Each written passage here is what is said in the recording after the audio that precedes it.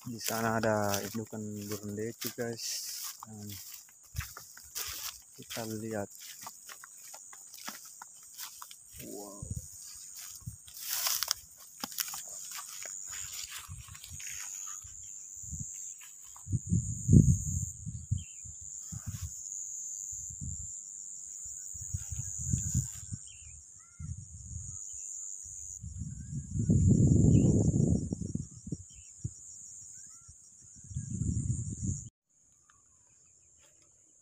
di sini biasanya setiap tahun ada sarang burung deci sekitar sini guys, dan indukannya masih lalu lalang di sekitar sini.